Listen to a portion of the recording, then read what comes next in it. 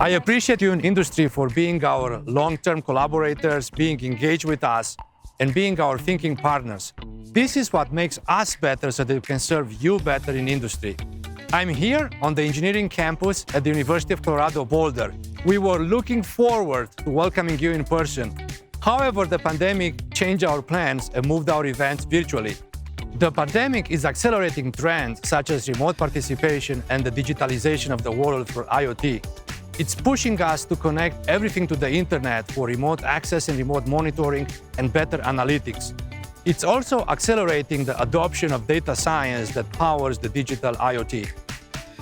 I was talking last week with the CEO of a large company who is doing manufacturing, and he told me how hard it is to bootstrap and to create momentum for a data science team to advance their vision on smart IoT.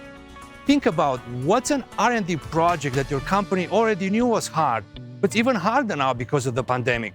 This is exactly how our center can help your company to advance your R&D during difficult times. One of the advantages of crisis is that it changes the risk and reward balance. When the status quo is broken, there's almost no downside on taking a chance on something new. This could be exactly what your company needs to thrive during these unprecedented times. So, how can you turn adversity into opportunity? Well, being here is the first step. We are so glad that you are bringing your best thinking into these meetings. You see, one is too small of a number to achieve anything of significance. Putting this event together is truly a team effort. There are so many people who work tirelessly behind the scenes, and most of them you're not even going to see, although their contribution was essential. First and foremost, we are grateful to Colin from the Two Tigers Productions and to Michelle from the Garnet Peak Studio for being our dedicated production team. Everything that you are going to experience, you will see and you will hear their professional touch. If we were meeting in person, this is when I would have asked the organizers to stand up. Since we are doing this virtually, we are not going to see you, but stand up anyway, it's good for your health. I'm so grateful to the PPI Center co-directors Wen King and Eugene from OSU, and Evan and Shiv from CU. You are my thinking partners for years, and this event would not have happened without your contribution. We are very grateful to the communication and media teams in our universities who work tirelessly to connect us with the industry. Skip Newberry and Franny Matthews from the Technology Association of Oregon and Colorado, you made a big difference in our states. We are so fortunate to partner with you. I want to acknowledge the gracious support from our university administrators. You believed in us and our vision even before we had anything to show. And last but not least, the people from the National Science Foundation, Behrooz Shirazi and Dee Hoffman. I greatly appreciate your service to our nation. In countless meetings with them, we found Behrooz and Dee to go the extra mile to serve the people in front of them. You will find this too. Are you ready to launch? On your mark, get set. It's time for us to go. Hit it! That's what I'm talking about. Wait! Okay, now, from the beginning.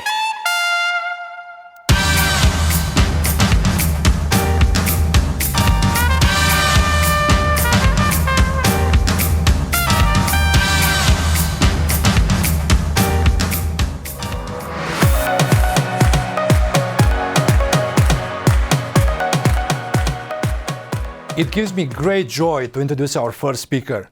To the outside world, she is known as the Vice Chancellor for Research and Innovation at the University of Colorado, Boulder. But to me, she's a mentor and friend. When she first hired me as a faculty at Oregon State University in 2013, she took me on a tour of industry companies in Portland. You see, I was going prepared with a full deck of slides to tell industry how great is my research and how much they need me. But she said, forget the deck of slides. We are here to ask questions and to listen. This has forever changed how I interact with industry. Before every meeting I have with industry, I ask myself, what would she do? What questions would she ask? Let's welcome my mentor, my leader, my friend and our friend, Terri Fiez.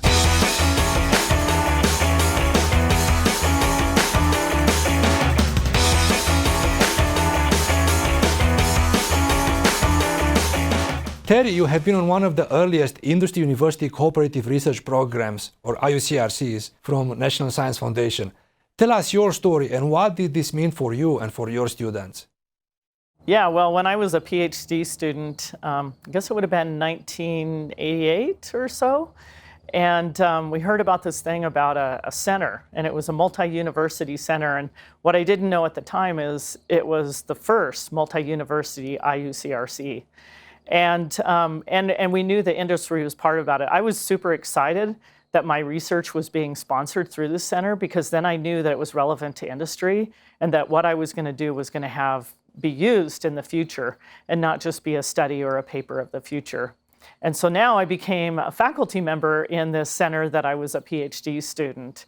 I thought it was a huge opportunity for me as a faculty member. I always valued talking to the industry, hearing what was important and what wasn't important, and then focusing our research on that. So, I think for me, it shaped my entire career. What was it like to work with Alex Schwarzkopf, who was the founder of the National Science Foundation, on this IUCRC program? Yeah, so at NSF, the father of the IUCRC was Alex Schwarzkopf. It was his baby. This was his concept of how would we get this partnership to happen. So I remember the first IUCRC meeting that I went to as a new faculty member.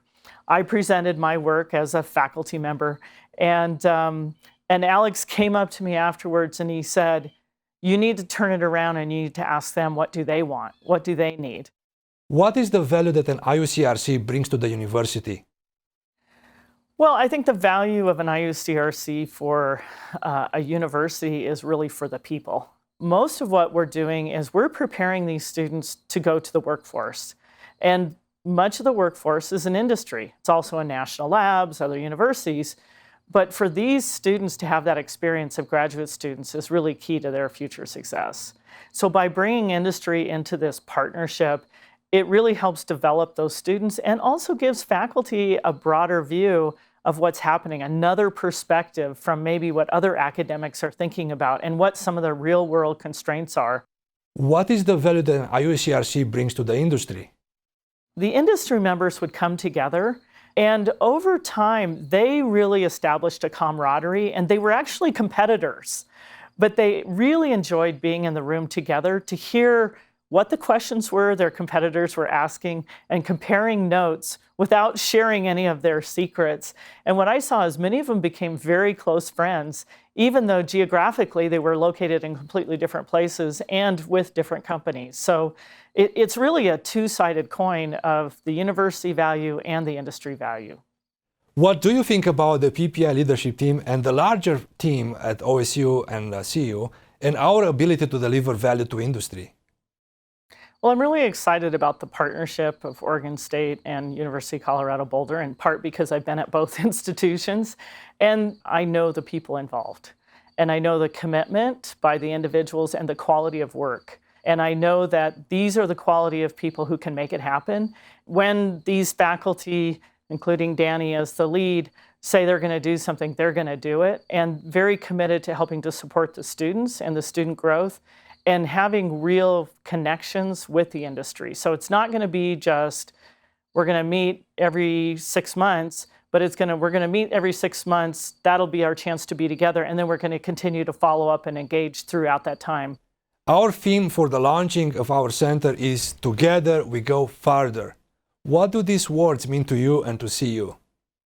Starting out with that from the very beginning and understanding that that's a core value, that says from the beginning, that's where effort is going to be put.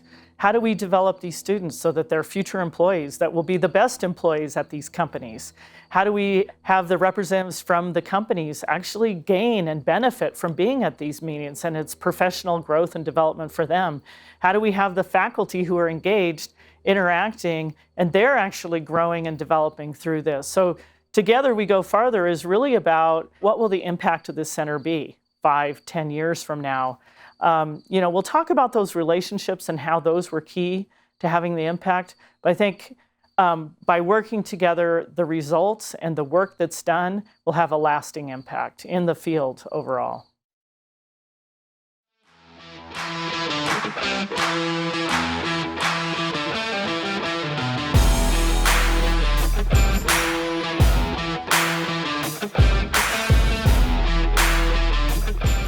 Just like Terri Fiez, our next guest is a dynamic and inspirational leader. I first got to meet her when she was the director of a center that was an inspiration and a role model for our PPI center. She was a key influencer and a mentor for me and a huge help in getting our center started. When I was a faculty at OSU, I would go to lunch meetings with her, and many times I felt like a sailboat with no winds on its sails. But always after I left the meetings with her, I was full of ideas and full of energy. And even more important, she gave me lots of confidence in myself. Let's give a thunderous round of applause to the Interim Vice President for Research at Oregon State University, Irem.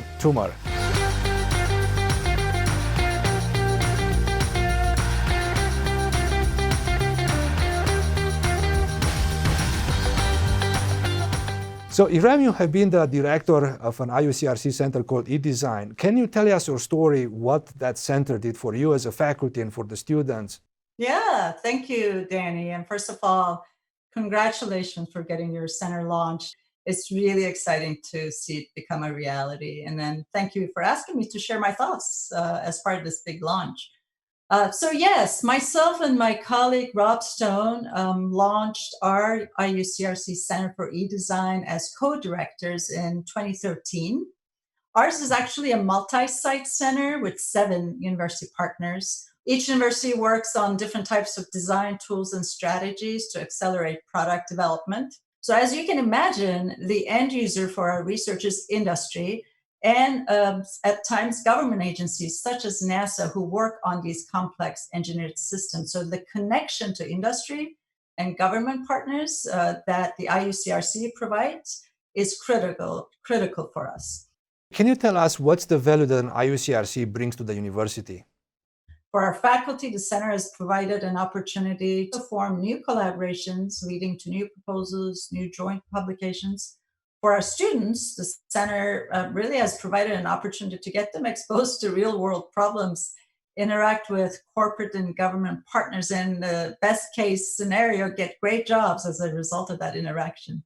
Universities, through their research, want to solve the world's biggest problems. That's what drives us all in our research at a university. So having a center where we can bring corporate and government partners into our universities who work towards shared goals, and having a mechanism for simple contracting agreements so we can just get to work without really going through all the lengthy processes, really bring tremendous value to a university. Tell us, what's the value that an IUCRC brings to the industry members? A lot. For our corporate and government partners, in our case, we have quite a few government partners as well.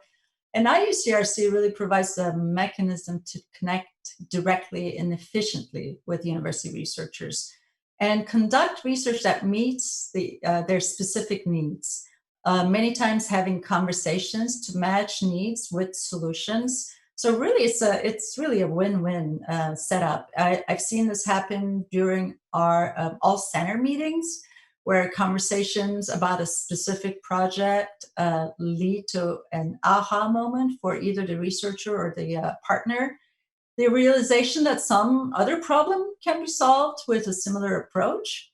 I've also seen, more importantly, our partners connecting with each other, identifying common problems that they share, collaborating instead of competing for solutions. So IUCRCs through NSF really help make this happen. It's an open, collaborative setting with very meaningful partnerships all around. So what do you think about the PPI leadership team and the larger team of faculty at Oregon State and University of Colorado and our ability to deliver value to the industry? Yeah, I think the team is truly fantastic. PIs from Colorado Boulder and from Oregon State have really common but complementary skills. They can deliver and really have lasting impact on helping build intelligence into software applications through those complementary expertise areas.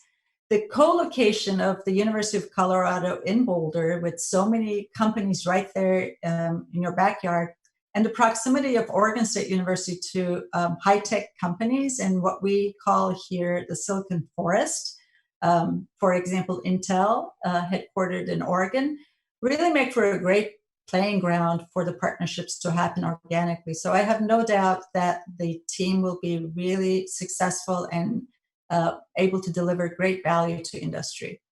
So our theme for the launching of this PPI Center is Together We Go Farther. What do these words mean to you and to OSU?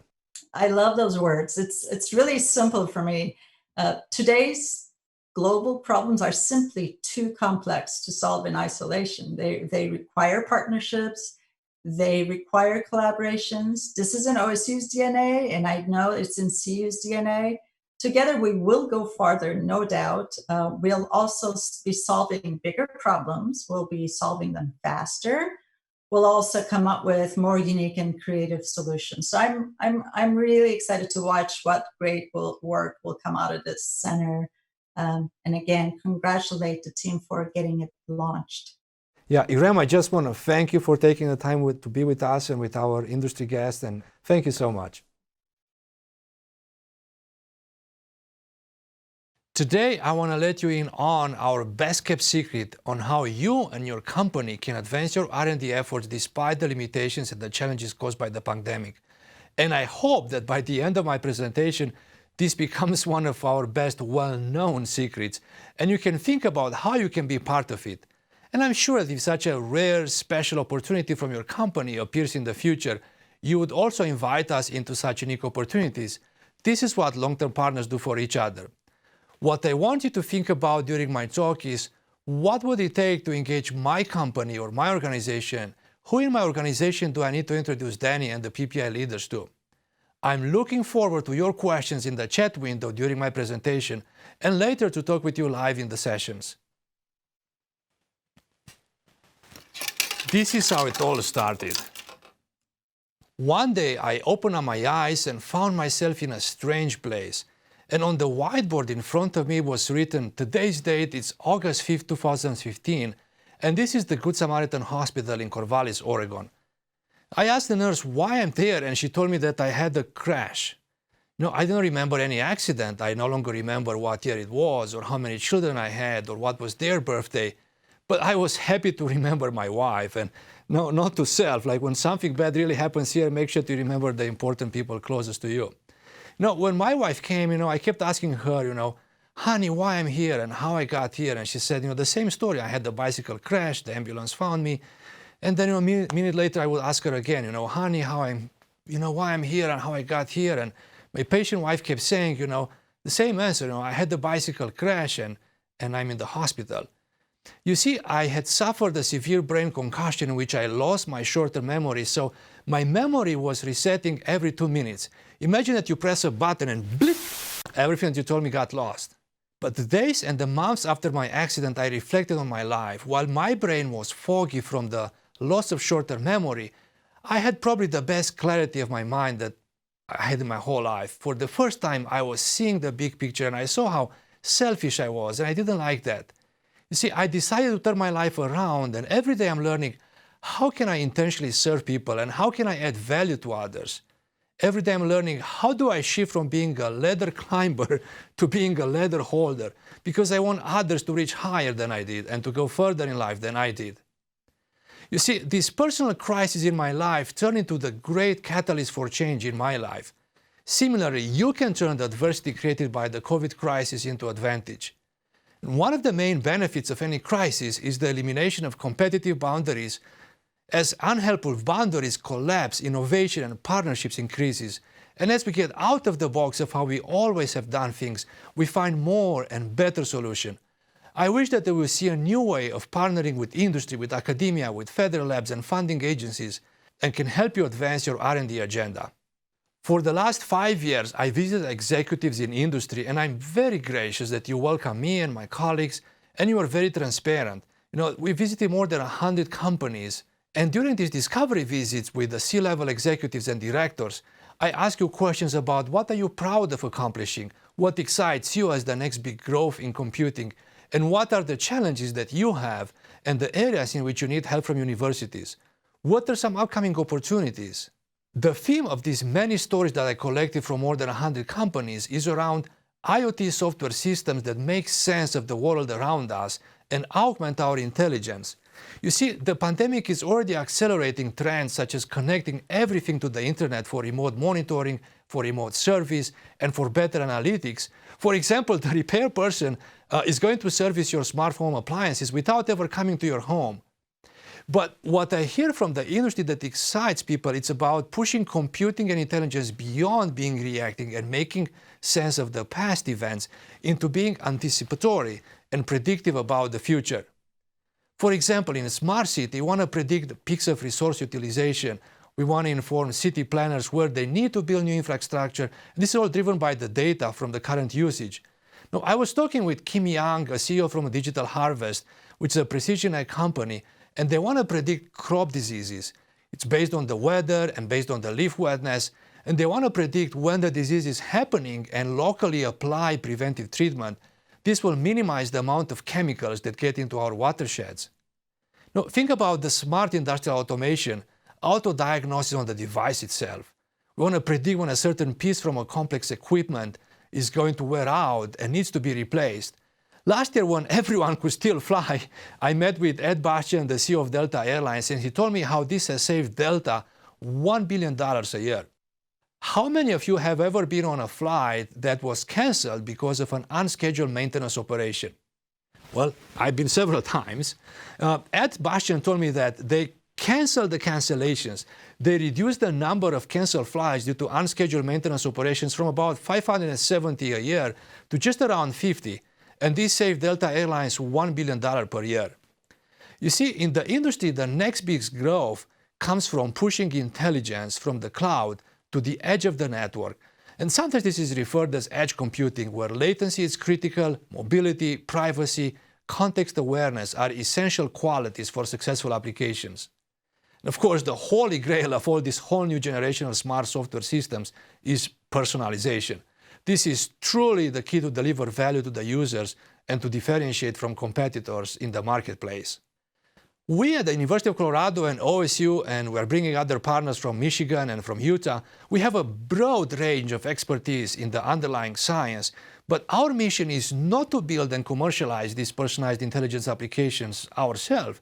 This is what you and our industrial partners will do at your companies. Now, our mission is to come alongside you in industry as your R&D thinking partner. We want to help you to build a platform on top of which you can build these vertical smart applications. Let's look at the foundation platform that is needed to build such compelling vertical applications.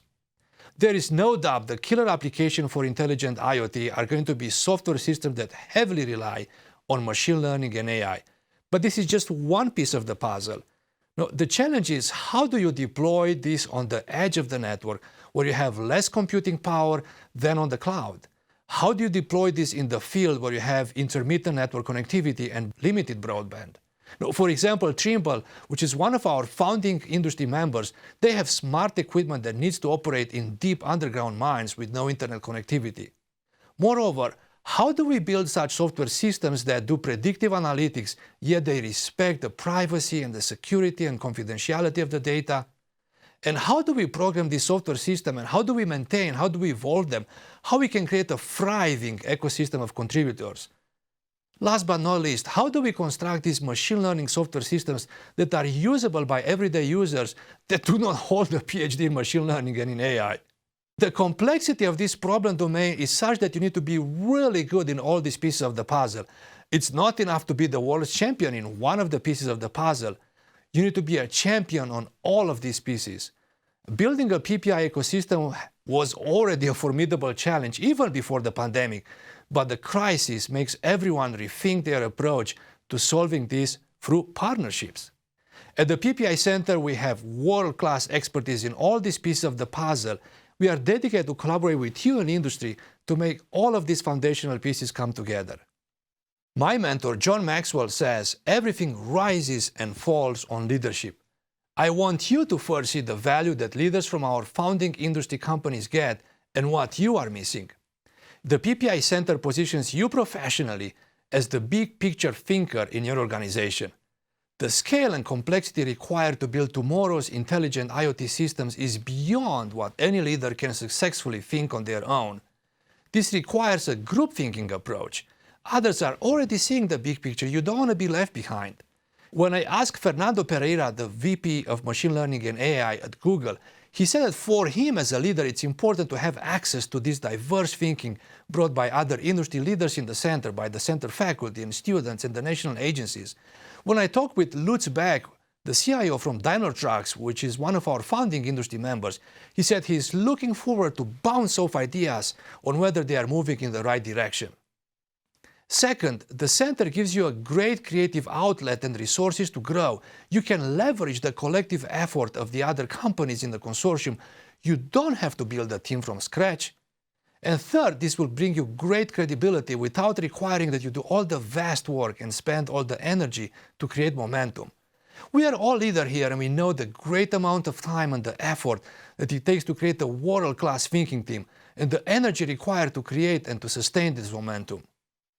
Here are some of the things that your team and your company is missing out. You see, several good things happen when industry and academia collaborate. Now, we accelerate the transfer of ideas from research and publications into the hands of industry and vice versa. We learn from industry about the state of the practice, the scale, complexity of real-world challenges. You miss being at a round table where companies and teams that might otherwise compete in the marketplace, they do not reinvent the wheel but share best practices with each other.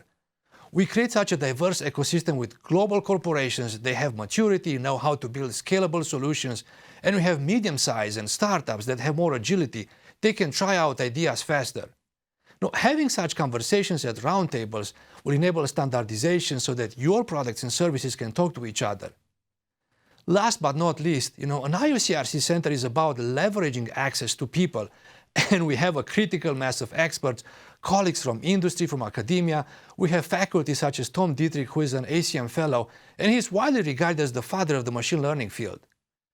Leverage access to resources. I computed that we have bring together more than $30 million of investments that the faculty in the center already bring from other funding sources. And what I heard you very loud and clear during the visits is that you need access to students that are already engaged with your technology, that you vetted over a longer period of interactions. Now, when I talked with one of the VPs of IBM, he told me that onboarding an engineer to be productive takes on average 6 months. Think about what would it mean for your company if you can hire one of our grad students in the center. You can bring them on your team and put them on the critical path for your business. If you want to gain these advantages and more, join us for a series of live events from September 14 to October 14. We have 3 goals for these events. First is to connect with the global movers and shakers in IoT, and you will have access to the collective diverse thinking and the expertise in our group, world-class faculty and PhD students, our founding industry members, and many others in industry, people from the federal labs and from the federal funding agencies. Second, we invite you to fully validate project proposal, push back and challenge our research, make it more relevant for you in industry. The feedback that you'll give us will influence the direction on which we are going as a center. Third, we invite you to learn more about this industry university program from the National Science Foundation. Analyze the data on how these programs provide tremendous value for the industry. You see, we are not starting from scratch. We are standing on the shoulders of the giants. We are using some of the best practices from NSF and their experience in running such industry university centers for dozens of years. I also invite you, write down in the chat right now, what are some of your goals that you have for our launching events? We are all here on Hopin. This is an innovative platform for virtual events. My previous experience from attending virtual events on Hopin has been outstanding, and I hope that you will take full advantage of the power of relational connections that happen in the networking tab. It's been said that if you want to go fast in life, you go alone, but if you want to go far in life, you go with others. Joining efforts with others from industry, from academia, for government could be exactly what your company needs to thrive during these difficult times. So how can you be part of this exciting journey? Well, you've already taken the first step. You are here now. We are about to hear from the NSF program director about this IOCRC program. Then on Thursday, you will learn about our starting set of projects. You can give us feedback on which ones are the most valuable to you. Stay with us. Be engaged. Reach out to us and schedule a discovery meeting with you or maybe another decision maker at your company. We invite you to subscribe to our news, the monthly webinar, Learn more about us at ppicenter.org. On behalf of the faculty and students of the center, we are looking forward to serving you. Together we go farther.